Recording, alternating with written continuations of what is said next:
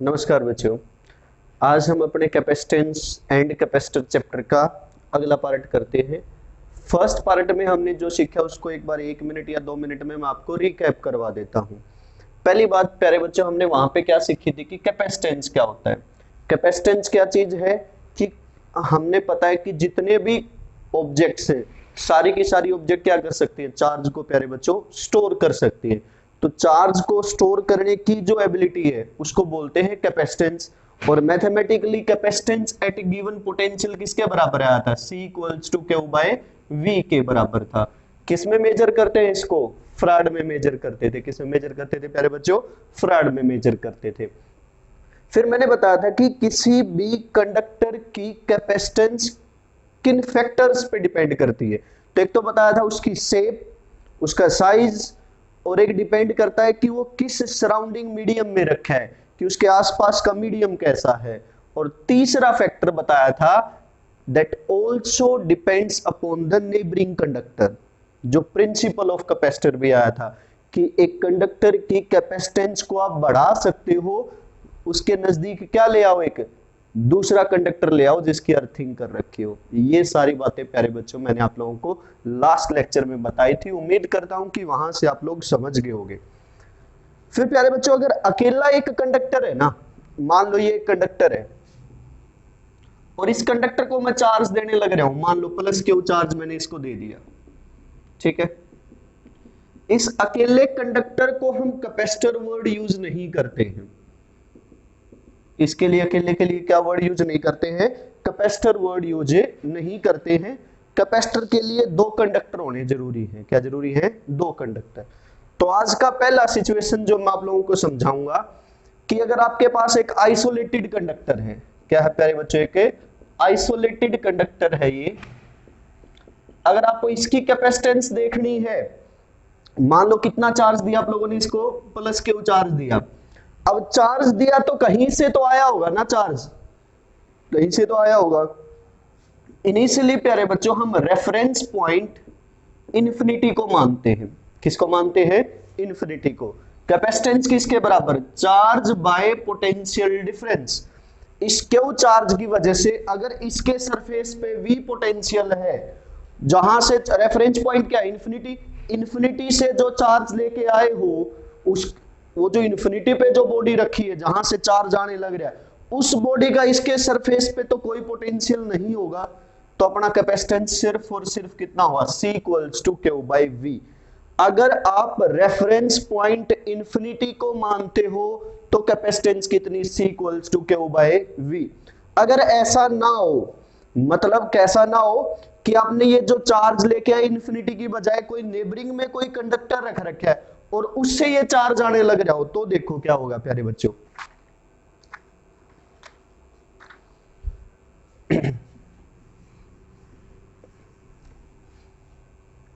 मान लो ये कोई दूसरा कंडक्टर है, इससे आपने प्लस क्यू चार्ज इस बॉडी को दिया।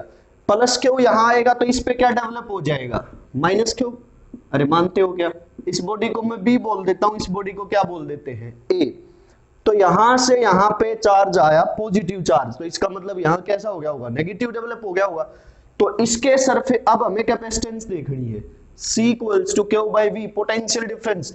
इसके सरफेस पे इस प्लस क्यू चार्ज की वजह से क्या होगा, VA। इसकी वजह से क्या होगा, नेगेटिव आएगा। पोटेंशियल पॉजिटिव चार्ज है तो पॉजिटिव लेना होता है, और नेगेटिव चार्ज है तो प्यारे बच्चों नेगेटिव लेना होता है। तो उसकी वजह से क्या हो जाएगा, माइनस VB। इसको बोलते हैं म्यूचुअल कैपेसिटेंस। क्या बोलते हैं प्यारे बच्चों, इसको म्यूचुअल कैपेसिटेंस।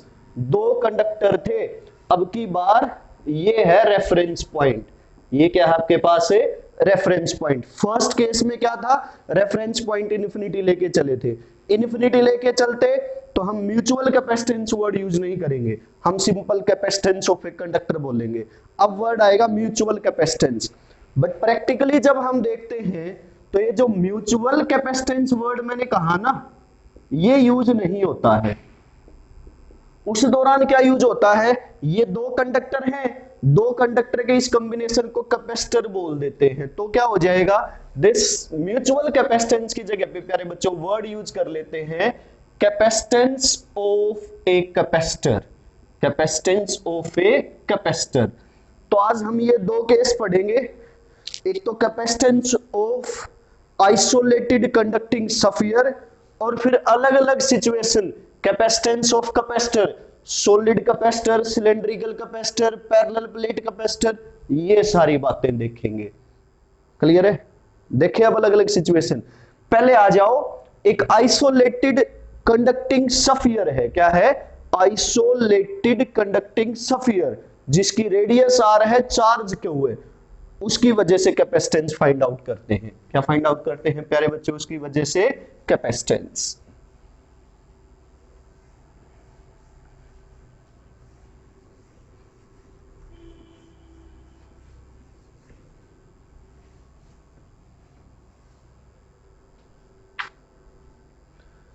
तो capacitance of an isolated conducting sphere,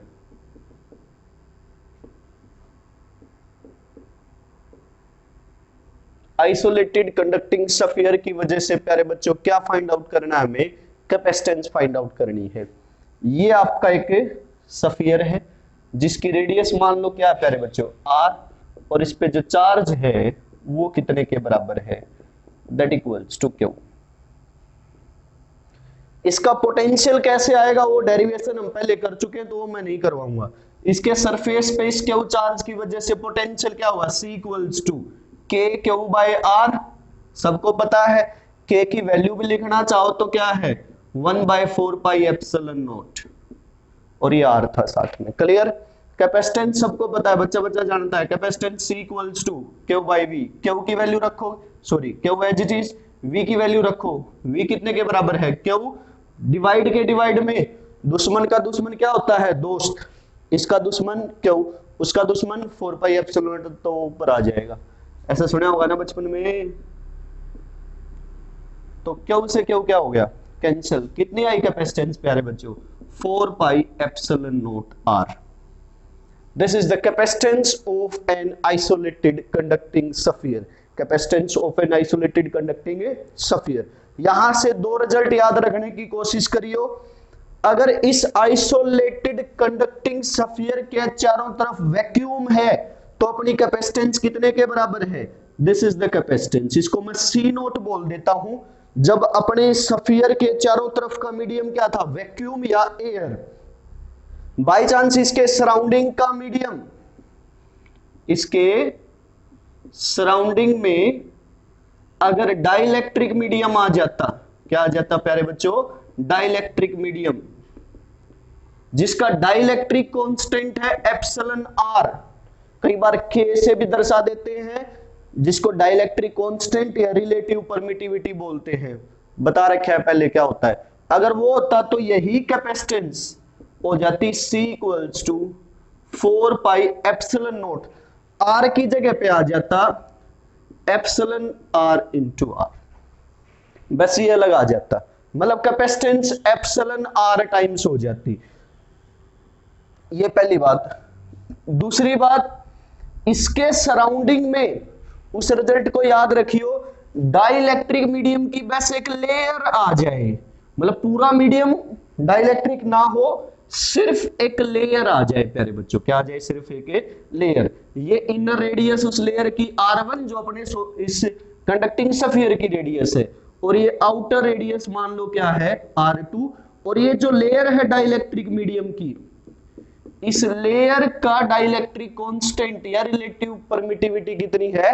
epsilon R. तो आपका जो कैपेसिटेंस का फार्मूला हो जाएगा C equals to 4 pi epsilon naught as it is. अब इस फॉर्मूले के R को रिप्लेस करवा देंगे R1 into R2 divided by R2 plus R1 into epsilon R minus 1। Competition में काम आने का है, स्कूल में तो बहुत कम चांस है कि इसके ऊपर बात आएगी। ये है मेन रिजल्ट। इस रिजल्ट से दो बातें बताई। अगर कंडक्टिंग स्फीयर के चारों तरफ का पूरा मीडियम डाइलेक्ट्रिक होता, जिसका डाइलेक्ट्रिक कांस्टेंट एप्सिलॉन आर है, तो कैपेसिटेंस एप्सिलॉन आर टाइम्स हो जाती। और अगर बाई चांस वहां पे एक लेयर आ जाती जिसकी इनर रेडियस R1 जो अपने सफियर की रेडियस थी और आउटर रेडियस R2, तो आपका फॉर्मूले में इसमें R को रिप्लेस करवा देते किससे, R1 into R2 divided by R2 plus R1 into epsilon R minus 1।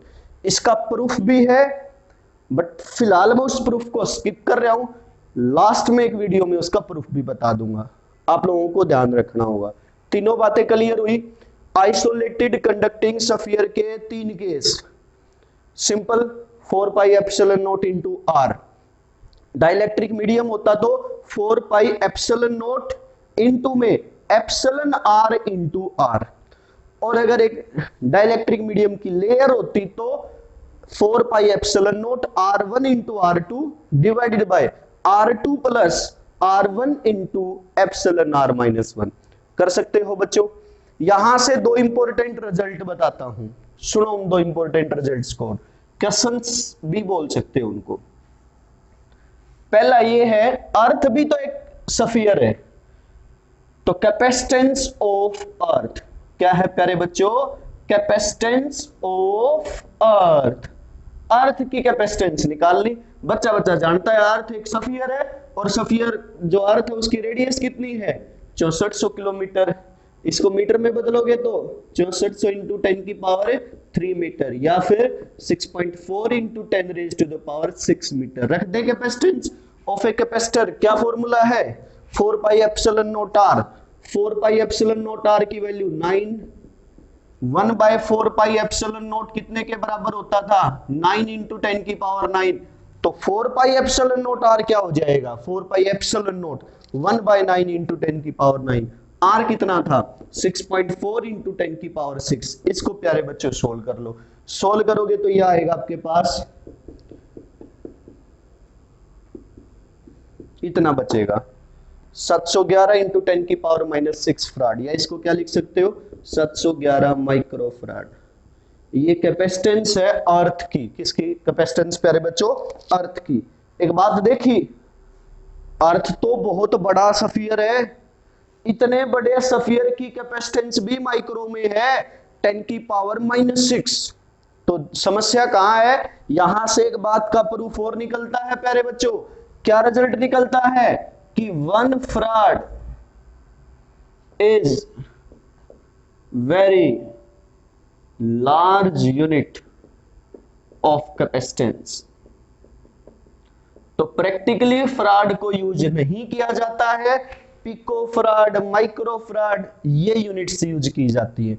Pico मतलब 10 की पावर माइनस 12 और माइक्रो मतलब 10 की पावर माइनस 6। प्यारे बच्चों आ जाए कि so that capacitance is this of earth निकालना हो तो ये, या ये कह दे कि एक एग्जांपल से बताओ कि 1 फराड बहुत लार्ज यूनिट होती है, तो आप अर्थ की निकाल के बता सकते हो। एक और छोटा सा क्वेश्चन इसी से रिलेटेड, ये पहला रिजल्ट था या क्वेश्चन था। दूसरा, calculate the capacitance of a capacitor, calculate the capacitance of a sphere of diameter 1 metre, of diameter 1 metre. एक सफियर है जिसकी कैपेसिटेंस निकालनी है, अगर उसकी डायमीटर कितनी है 1 मीटर, तो फिर same formula C equals to 4 pi epsilon naught R, बस R की जगह पे क्या ले दोगे 0.5 या 1/2, क्योंकि डायमीटर 1 मीटर है तो रेडियस क्या होगी 1/2।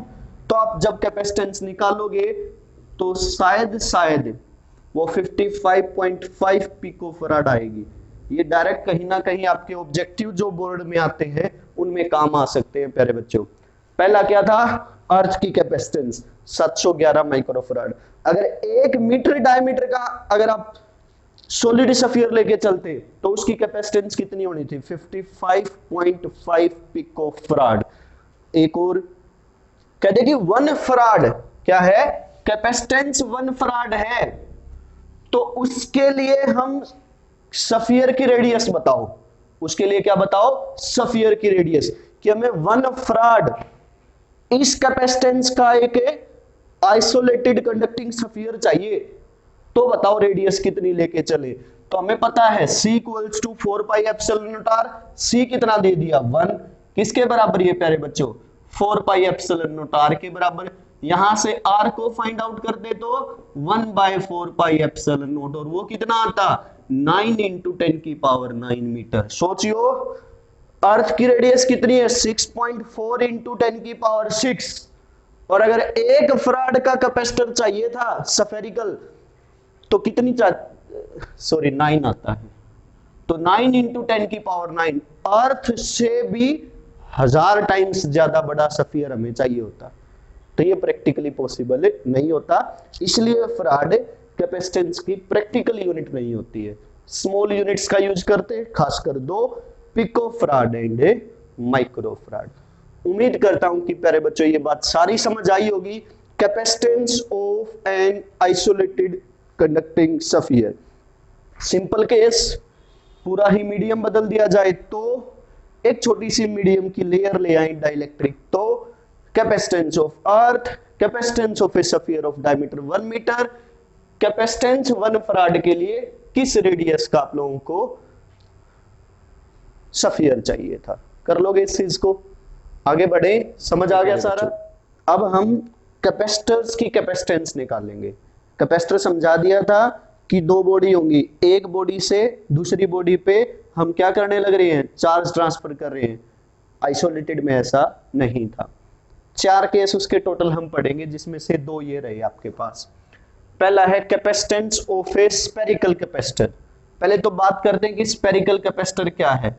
ए spherical capacitor is a system of 2 concentric shells. एक सेल लेके चले A और एक सेल लेके चले B, दोनों का सेंटर है कॉमन, तो इसको बोलेंगे स्फेरिकल कैपेसिटर। 2 कंसेंट्रिक सेल्स मतलब 2 होलो स्फीयर से है। अब देखो बच्चों, हमने क्या माना कि इस बाहर वाली से हमने प्लस क्यू चार्ज अंदर वाली सेल को दे दिया, जिसकी इनर रेडियस, जिसकी इनसाइड वाले की रेडियस है A और बाहर वाले की क्या है B। तो इस पे कैसा चार्ज आया है, अगर प्लस चार्ज A पे आया है तो B पे कैसा होगा माइनस। तो अब एक बात सोचो, A के सरफेस पे पोटेंशियल देखना है, इसके लिए तो ये सरफेस हो गया।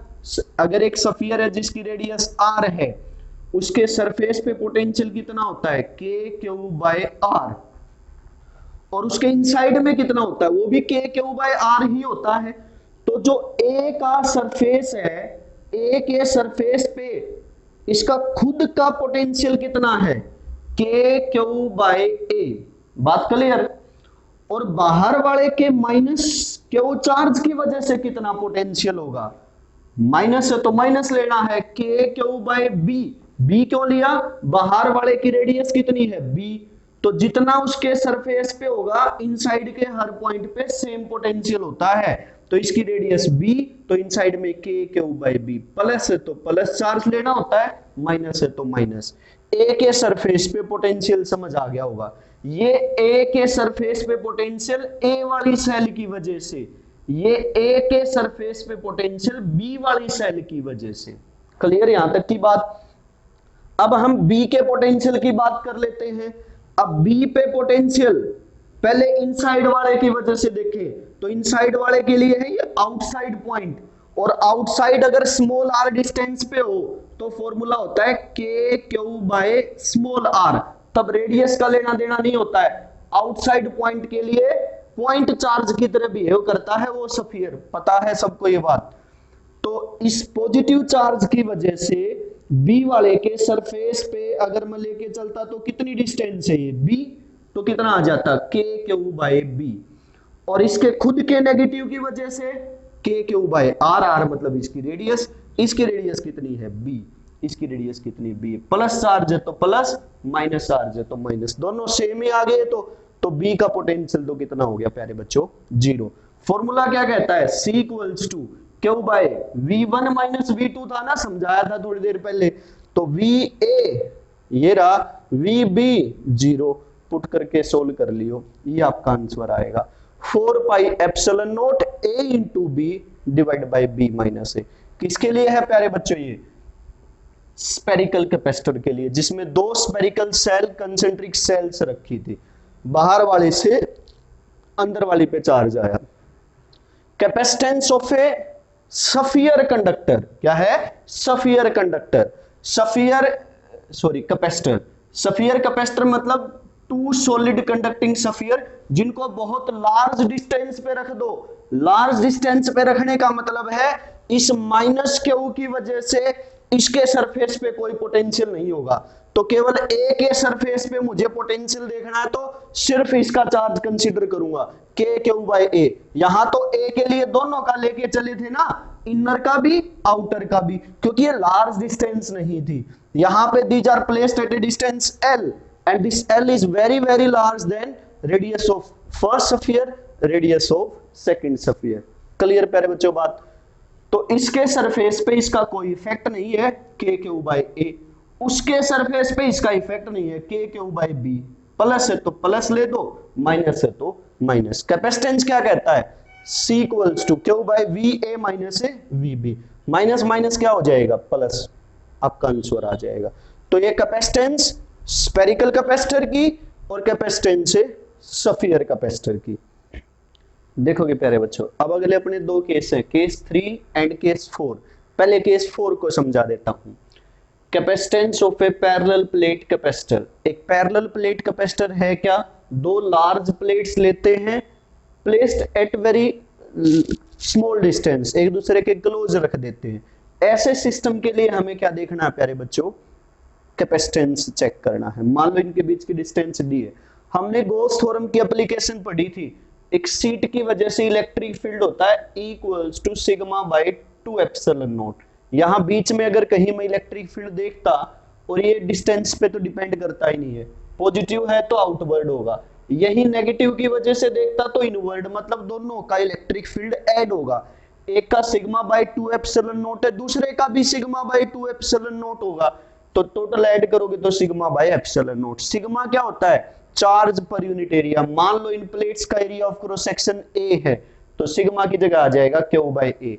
पोटेंशियल डिफरेंस क्या होगा? इलेक्ट्रिक, अगर इलेक्ट्रिक फील्ड डिस्टेंस के साथ वेरी करता हो तो इंटीग्रेट करते हैं। क्या करते हैं? पोटेंशियल डिफरेंस निकालने के लिए इंटीग्रेट। अगर आपका इलेक्ट्रिक फील्ड कांस्टेंट हो तो डायरेक्ट डिस्टेंस से मल्टीप्लाई कर दो, E इंटू डी, डी इनके बीच की डिस्टेंस। अब ये आ गया पोटेंशियल डिफरेंस, E की वैल्यू रख दो Q by A epsilon not. Capacitance क्या होगा? Q by potential difference. Put करोगे तो A epsilon not by D. मैंने सी नोट लगा दिया कि कैपेसिटेंस तब जब इसके बीच में वैक्यूम था। इसके नेक्स्ट लेक्चर में हम 3-4 केस और पढ़ेंगे कि बीच में डाइलेक्ट्रिक मीडियम आ जाए, डाइलेक्ट्रिक स्लैब आ जाए, कई टाइप की स्लैब आ जाए, तो कैसे रहेगा उसको हम अलग से स्टडी करेंगे। उम्मीद करता हूं कि समझ आया होगा। इलेक्ट्रिक फील्ड लिखा, potential electric field into distance. Direct क्यों यूज कर लिया मैंने?